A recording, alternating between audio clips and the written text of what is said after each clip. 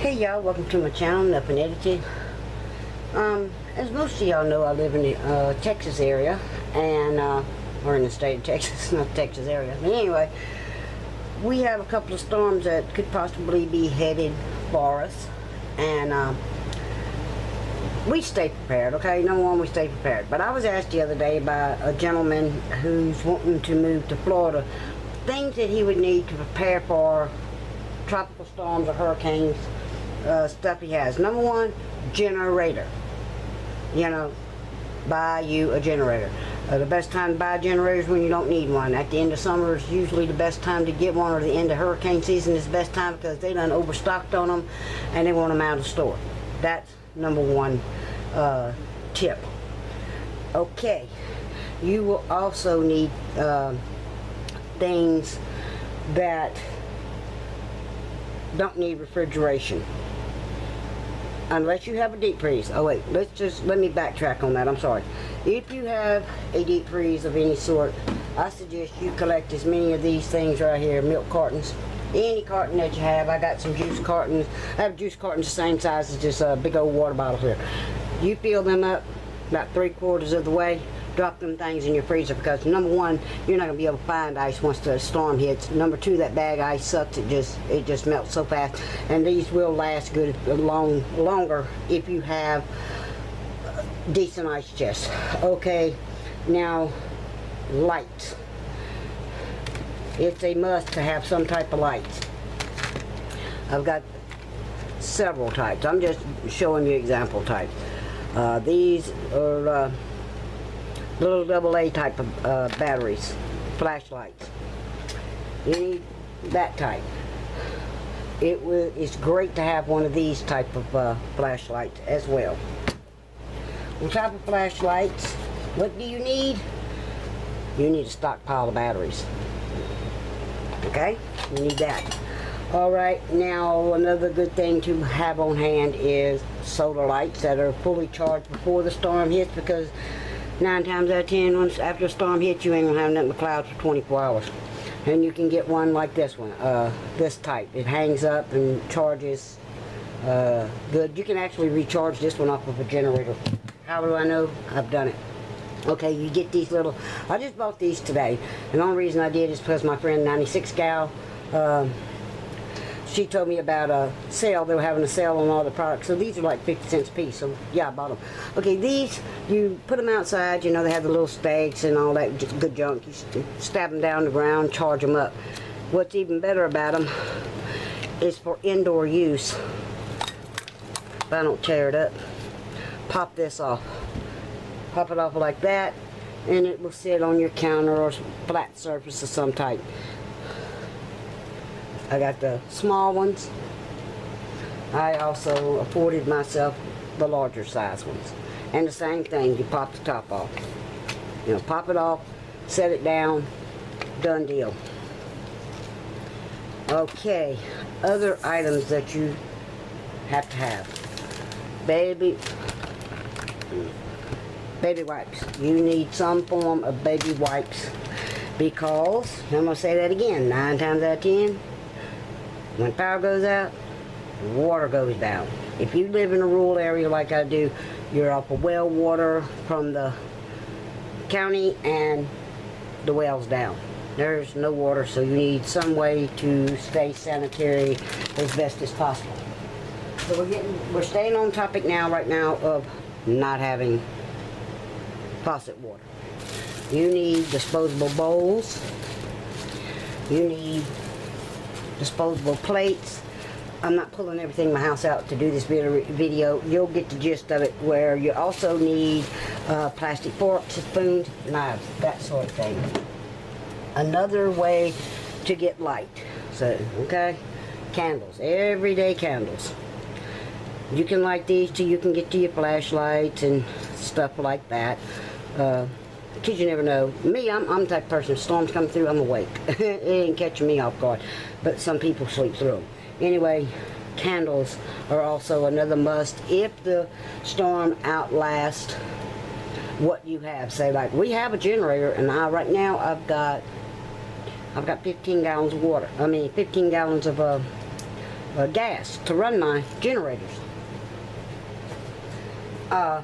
However, if the power stays out for an extended period of time, that gas is going to run out. You may need candles for lighting and stuff. However, my truck is filled to the hilt with gas, so that is not going to be a problem either, because I have 25 gallons of gas sitting in my gas tank, and I do know how to siphon gas out. I don't want somebody to tell me you cannot siphon gas out, because I've done it. All right, you have children. They sell this milk. It sits on the shelf. It does not need refrigeration until after it's open. So you get up the next morning, no power, or a few days into the storm, I would say more likely, you would have a use for this milk here. But once it's opened, after you have frozen your containers like this in your freezer, you put that in your ice chest, and then you have a place to keep your milk, if there's any left. Another thing you need, bread, people. You need bread. You have to have bread. You cannot survive a storm without bread. And what are you going to put on that bread? Well, guess what? Old Faithful here. Peanut butter and jelly. It's storm time. That's what it is. Or tuna. I mean, if you have it, use it. You need canned meats like this, especially if you have children. You need canned meats. That's the tuna fish. Here's chicken. Another thing you need for your children, you need fruits for your children. Get the little individual kind or bigger. If you have more than one child, you get the big cans and just, hey, there you go, there's breakfast. You can have peaches for breakfast today. Yeah, right, okay, good, Mom. Another thing I would suggest would be premium crackers. Okay, and then this bottle of water here, I got, I keep this on hand most of the time. These big containers like this I use for cooking, because I happen to have a propane stove, so I can cook if I want to cook during a storm. That does not affect my stove.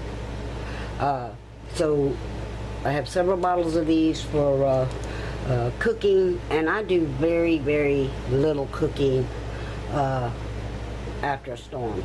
I also have several cases of bottled water. That's just examples of things. Now, if you're a coffee drinker and you're lucky like me and you have a propane stove, or you have a generator, you can run one of those electric whatevers, or a propane barbecue pit. Another must-have. You a coffee drinker? There it is right there. Percolator. You can still have your coffee. I'm not that big of a fan. I'm not into coffee like my husband is, but some people are, and that's the way you make your coffee, is on the stove like that. Other items that you want to stockpile on, more water than what I'm telling you about as for consumption wise. If you have any large type containers like 55-gallon drums, those big trash cans on wheels, if you don't have trash in it, take them, clean them out, disinfect them to a certain extent, with bleach or vinegar, whatever you have to disinfect it with. Leave the lid off of that thing, turn the lid where it's open, and put it next to a good runoff source of your where you live. Whether it's a shed or a porch where water will run into it. Okay, we're back to, we don't have water from the well. You need water to flush your toilet. Okay? A lot of people don't think about that. A lot of people will fill their bathtubs full of water, and that's another good way of doing it. However, I have fiberglass tubs, and they don't do well with standing water in them. They're older, they got little cracks in them. I don't want my floor rotted out over that. So you can use 55-gallon drums, you can use trash cans, you can use 5-gallon buckets, whatever you have around your house, in order to use to flush your commodes and stuff like that. And one of the main, real important things,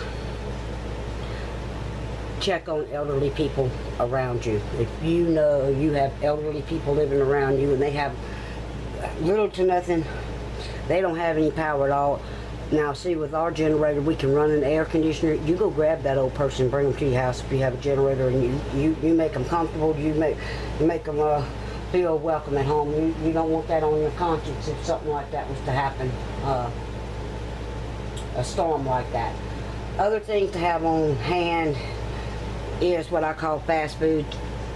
I'm talking Pop-Tarts, honey buns. Now, I know this is not healthy food, but you know what? When you're down to nothing, you do it.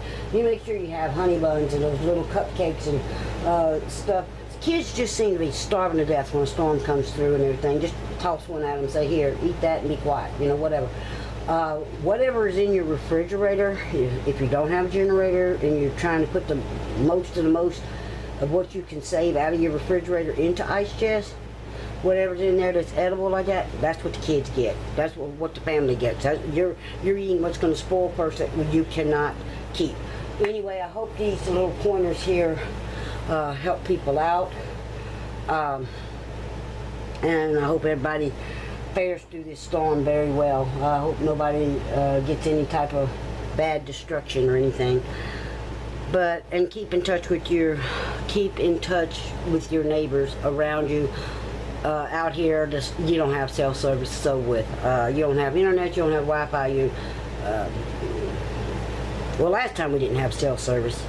The last hurricane come through, but that's back when I had a flip-top phone. So maybe this new kind, I'll have cell service. But then again, charging it, generator, or go out to your vehicle and charge it, you know, as needed. Anyway. If y'all have any other helpful hints or tips that I left out, please feel free to share that in the comment section. And thanks for watching. Everybody stay safe. This is Nothing Edited, and I'm out.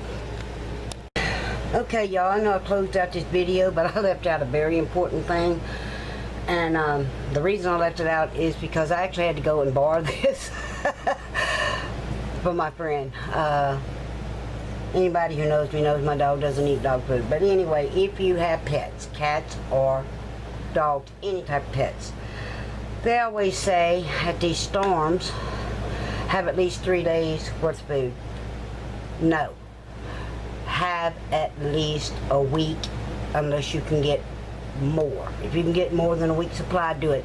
We had a storm here that hit and quite a few years back, and excuse me, you couldn't get your hands on dog food or water or anything else.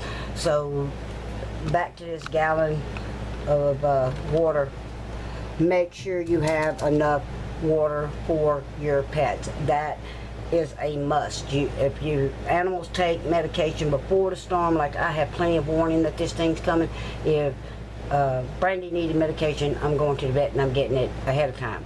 Everything shuts down here. It may not in all locations, but in mine it does. But I cannot stress enough to make sure you have plenty of pet food and water and medications for your animals. Another thing, I'm getting off the animal topic right now, getting back to humans. If you need medications for yourself, now's the time to go get them. You get them before you need them, because the drugstores won't be able to supply you with them. If they can't get trucks or whatever into the drugstores, you're just out of luck. Most drugstores, I know Walgreens will work with you. Like if my husband only had a week's supply right now, let's just say if he had just a week's supply of medication, they would go override the insurance company and still use the insurance company to pay for the majority of the medication needed. So anything that you need like that, y'all, please stock up on it. You need to do it before you actually need it. And the best thing about it, you may not need it and you'll have it for the next time. I'm not talking about medication, but I'm talking about flashlights and batteries and candles and the canned goods. You always stock up. I stay prepared for storms. My pantry is full of canned goods and stuff like that. And like I say, I'll stress again, we do have a generator, so fortunately we can keep our refrigerator and freezers running, and my air conditioner. So with that said, take care of your pets and take care of the elderly. Have a great day.